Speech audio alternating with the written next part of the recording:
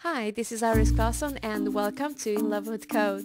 This is the one place I get to ask all the questions that I have and share the answers with you. So let's get excited and have some fun. Hi, this is Iris Classon and welcome back. Today I was lucky enough to get a hold of Eric Duncan, which kindly responded to my despair on Twitter. I need developers to answer questions for me because I got so many questions. Some of them are stupid, some of them maybe not so stupid, but I'm gonna go ahead and ask them anyway. So welcome, Eric Duncan. I have a very simple question for you. Well, actually, it's not that simple, but I'm gonna go ahead and ask it. My question is, what is event sourcing? I know everybody's talking about it. It's really hipster, it's cool. It's been around for a while, but I'm a little bit slow to catch up. And now I'm just dying to know what event sourcing is. All right. Event sourcing is actually a part of some of the other architectural patterns out there, such as CQRS and others. But really, event sourcing is the way that you can model your projects so that you capture what you're changing in the domain. Yeah. So whether that you can call it an event, you can call it somebody logging in, you can call it somebody creating a user, deleting a product. All these items are something's changing in your domain. Yeah. Think of it kind of like you're writing something to a database. Yeah. So before you write it to a database, event sourcing is basically, instead of issuing a delete command straight to your database, generate an event instead. Yeah. An event that you pass into, say, a bus. We can get into the bus stuff later. A bus, like a physical bus? Yeah, like a physical bus. Like you load up a lot car. of events on and drive it through a tunnel. No, Oh, wait, okay, bus. so I'm going to stop you. I'm going to ask you. Sorry. What's a bus? Because honestly, the first time I heard a bus, I was like, I didn't know we were talking about vehicles. So, what's a bus? So a bus is a concept of passing around events. I guess that's the most simplest way. Yeah. An event bus is typically what they're called. So you can actually pass events on them. I was still laughing at the bus because I have this vision of like a physical bus with events inside it, and it's driving somewhere to Magic Land. It takes all my events and I don't know, they get off somewhere.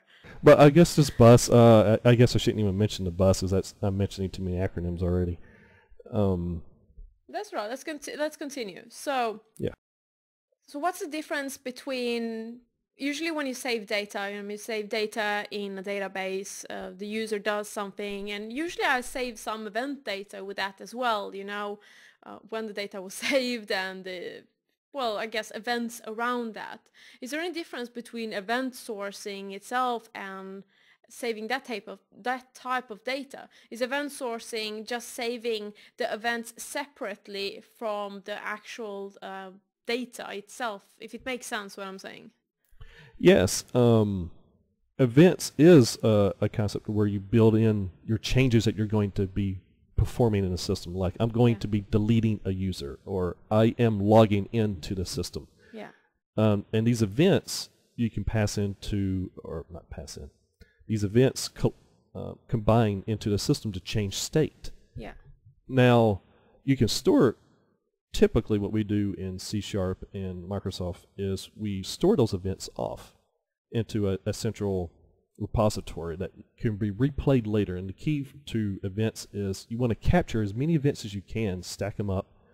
They're all captured in time. It's kind of a transactional state of events that happen in your system. A transaction log, basically everything that has changed in your domain. Yeah. The key that if you store them off, you get to replay them later for different systems. You can rebuild your front end from scratch. You can build a reporting database from it. You can build an event log. You can build an alert system. You can build all these other clients from it by projecting the data into different platforms. It sounds like a lot of data though, a lot. Events can actually become a lot, but it's actually a lot smaller than you think. Do we clean it up, or do we just save everything forever? You can actually store things off when there's a performance issue. In my experience, once you get to around 10,000 or 100,000 events, yeah, you can start snapshotting the events off. And snapshots is a different concept of CQRS depending on what platform you use and what technology you use. But there's snapshotting. There's also another concept of, I'm just going to skip over that. But yeah, basically snapshots is, so if you have a user who has logged in 13 times and has changed their username twice and has changed their last name once, even though why you would change your last name, those are all events I just said. That's roughly, I'm not going to count them up, roughly 19 events that have just happened in the system. Yeah. And say over time, 19 events is too heavy. It's not, but say 19 events is too heavy. You need to capture a state for that user. Yeah. So event sourcing frameworks out there, there's many different ones. They usually allow for trends or snapshotting of those events. So you can capture the first 10 of those events, and it saves a temporary state off. Even though the events are still valid, you never want to delete events, ever. You want to save them from the beginning of time, but it will snapshot those events off and only read forward from that point. So it will read only from event number 11 through 17 for that particular user, and it will just replay that over and over again whenever you grab that particular user, say from an aggregate, because you want to grab it from aggregate saying the current state of banned users would be kind of an aggregate. Wait, aggregate. So what? So aggregate, what I was mentioning there is aggregate roots. What's an aggregate root? An aggregate root. Usually an aggregate root defines the boundaries of a particular item you want to save a state to. And I say that generally because usually a lot of code that I've seen from developers is they generate like a user as an aggregate root or a product as an aggregate root. And while that in and of itself can be an aggregate root, there actually can be larger aggregates. Usually, and this is where you start crossing the boundaries from one aggregate to another. Is it a top-level object that cascades into several objects, or? Yes, an aggregate root actually, you could say for example, a product that you're selling on Amazon or so. Yeah. That's an aggregate root. You can start with a very simplistic form of an aggregate root. So you could say, what is an aggregate of? Well, that aggregate is that particular item is an aggregate of several smaller objects. For example, the price model, sales that have happened for that particular product, how much inventory you have, what is the SKU number, what is the related products for it. So all these items, all these smaller items, are all bounded together inside of one larger aggregate root. Is there only one aggregate root, or do we have several, like a family of trees? You have many of them. And do they all have a common aggregate root again? You can have a common hierarchy, but you don't really want to define that high. You usually use to take a chapter out of the domain-driven design playbook DDD.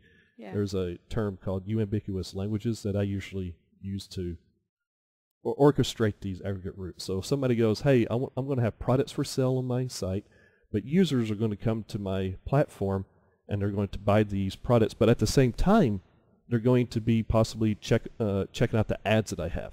Yeah. Well, right there in that conversation, I just named 3 aggregate roots. Yeah. A user, kind of a product, and type of the sales that they're going to have. Now you could say, well, that's simple domains in my database, or simple tables in my database that you would have. Yes, that's right. You'll be saving a state for those. But if you orchestrate your product to where you're not defining a user table, you're not defining a product table, and instead you define an aggregate root called a user or a product, then you can actually start having several of these smaller items, for example, prices, because prices change for an aggregate. So a good example to go back to event sourcing and how that plays into aggregate roots is products and prices. This is one that is kind of overlooked. When somebody has a product, or when a system has a product and you have a price for that product, say $23.11. Yeah. Well, that's great. You can have a product in the database, a table called product, and you can have a column called price. That's $23.11. Well, what if you change the price? What if you change the price, say it goes on sale 10% off, and now the general term is $21 and so on cents. So that's great. You update the item in your database. Well, what if you need to keep track of, oh, what was the previous price of that so I could show that it was 10% off? Okay, now I have to have another column in the database now stored as original price.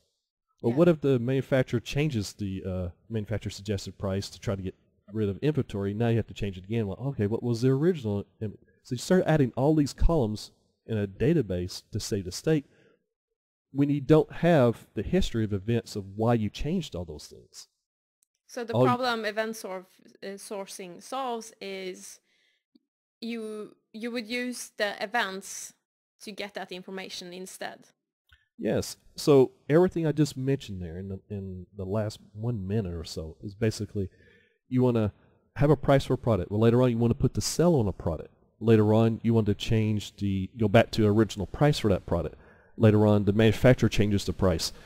If you orchestrate your application by creating these small little C# POCO classes called events, just very simple classes. If you start orchestrating your model to start capturing these events like price changed on this item, sell item on this product, manufacturer suggested price change, by creating all these type of events and capturing these events inside of just one store, event stores or however you want to call them, to replay later, you can just delete your SQL Server database and just keep creating it over and over. You can add additional columns. You can, however you're projecting that data to show to the end user, you could just keep upgrading, keep changing it, because you can always go back to your event source because it is your system of record.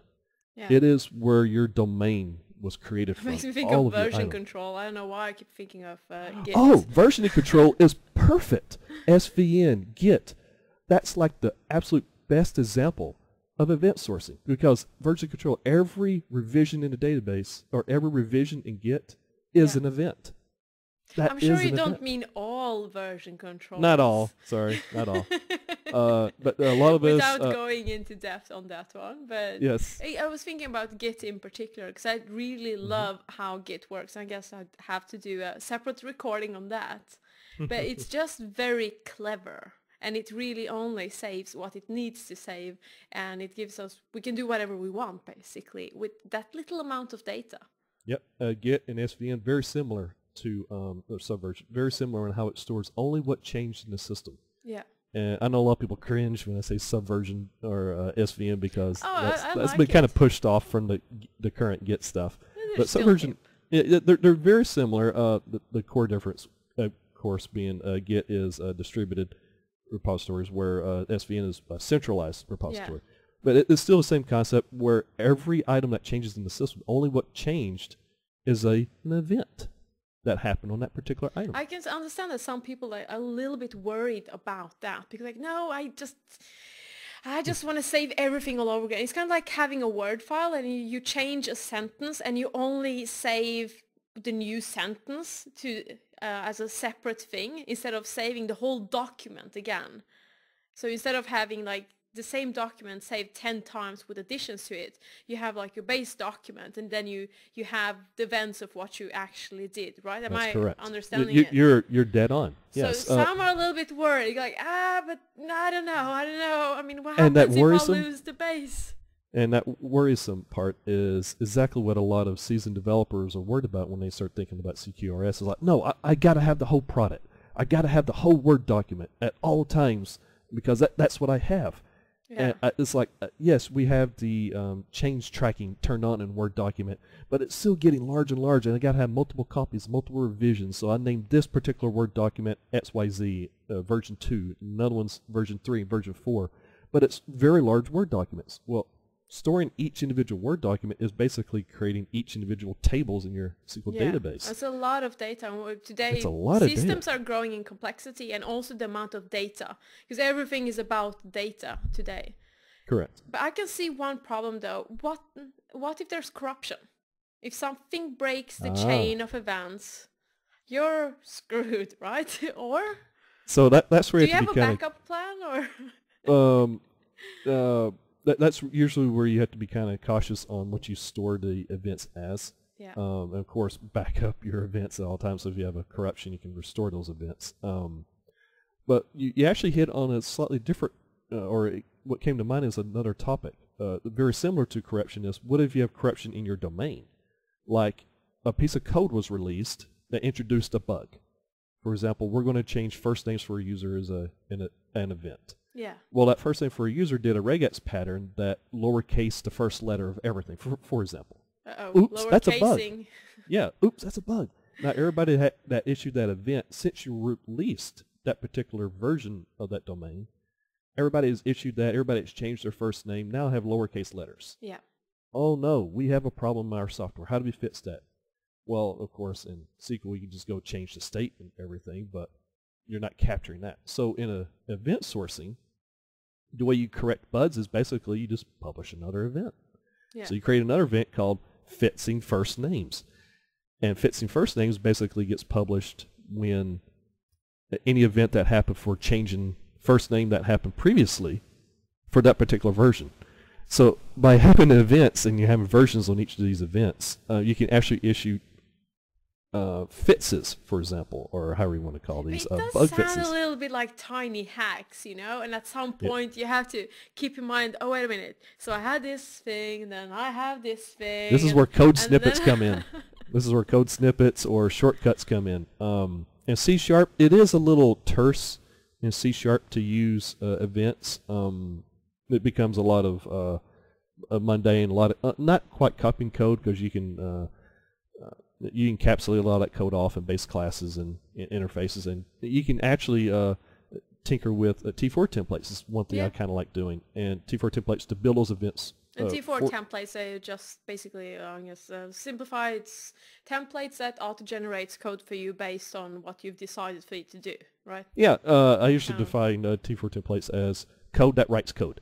Yeah. So you write code that actually generates your .cs files. Yep.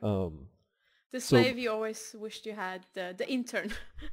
So the example I was trying to give was when you have, if you use T4 templates, instead of the terseness of creating these event classes each and every time, you can actually just one line all your events inside of like a text document, for example, or some other type of file, so that when that file gets saved, a T4 template runs that grabs the name of the event, grabs the properties you want off of it, and actually generates your C# code for you.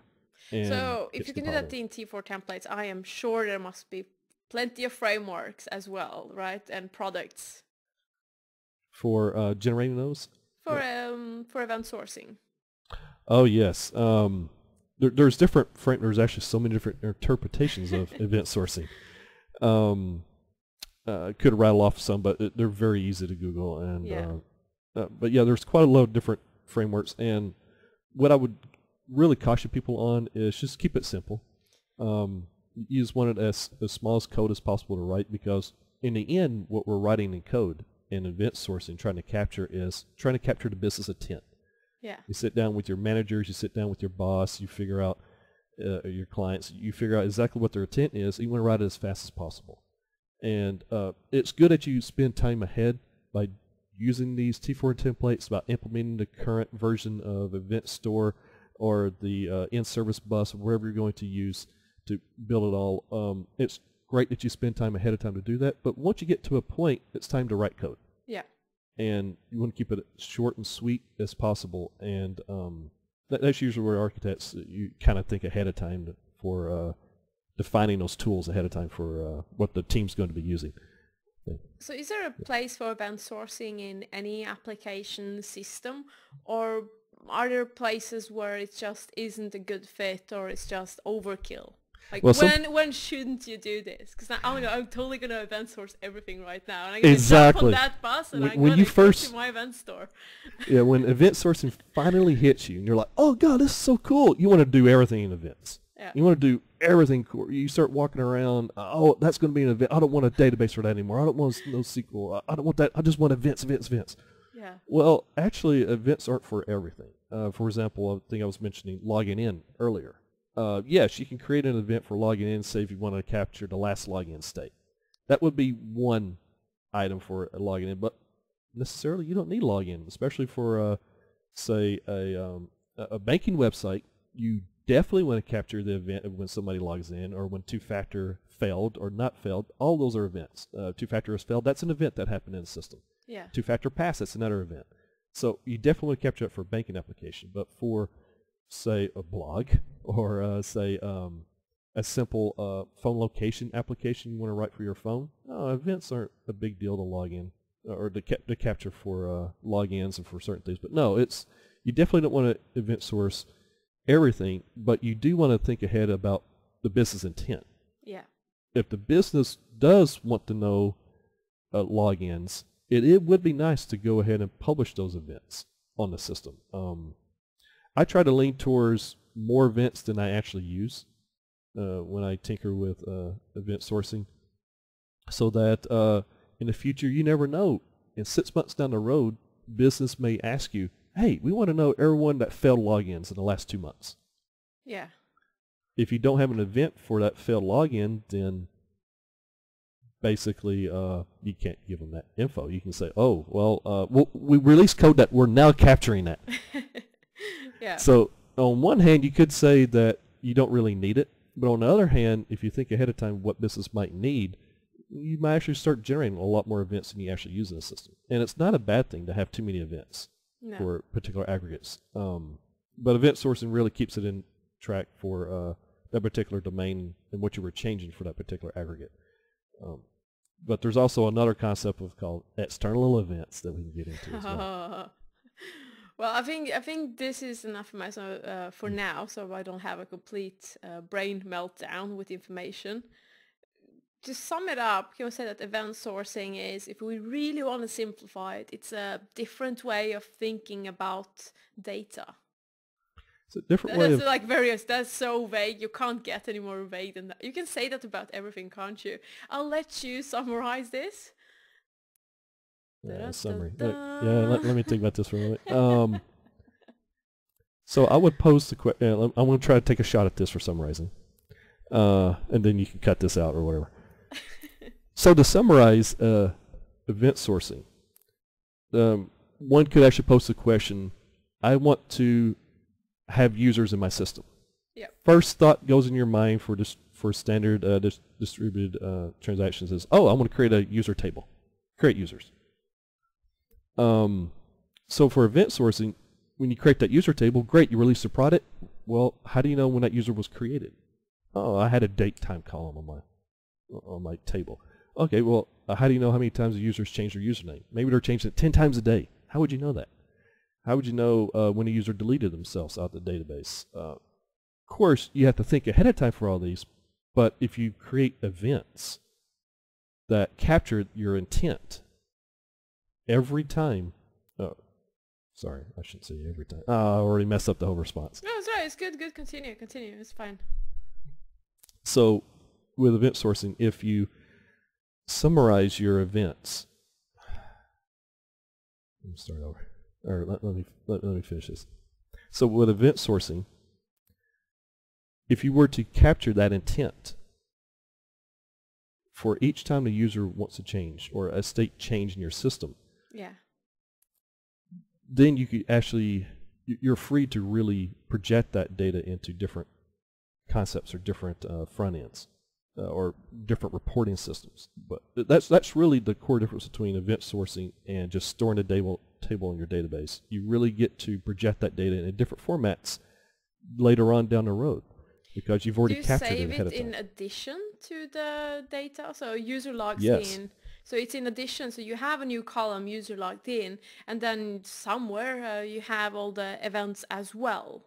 Correct. Yeah, usually you want to store events off, and you don't necessarily even, that's a great question because you don't necessarily even have to have a SQL database to store a user. You don't need that. You can just replay the events. So when a user logs in, the aggregate replays those events that happened. Oh, hey, here's a user created by the name of Iris.